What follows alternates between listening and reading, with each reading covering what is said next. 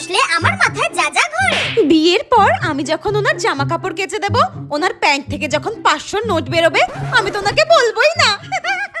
বিয়ের পর যখন আমি কোথাও শপিং করতে যাব, কোনো জিনিস যদি 1000 টাকা দাম হয়, আমি তো ওনাকে 5000 টাকা বলবো। টাকাই টাকা হবে। আমি যখন আমার বরের কাছে 10,000 টাকা চাইবো মেকআপের জন্য, আমার বর বলবে কি 10,000 টাকা, এই নাও 1 লাখ টাকা উড়াও। এখন তো আমার বাবা মা আমাকে কোথাও ঘুরতে নিয়ে যায় না, শুধু পড়াশোনাই করতে বলে। বিয়ের পর আমার বর আমাকে সিমলা, কাশ্মীর, মানালি, মেঘালয়, কেদারনাথ সব জায়গায়, এটা কি করে ফেললাম, যাই হোক সব জায়গায় ঘুরতে নিয়ে যাবে।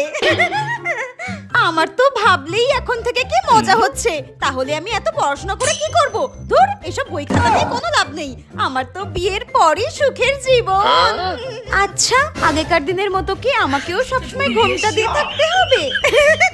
কি লজ্জা, কি লজ্জা। আমার উনি যখন অফিসে চলে যাবে, আমার কথা সারাক্ষণ মনে করবে, আর আমি যাই খাই না কেন সবসময়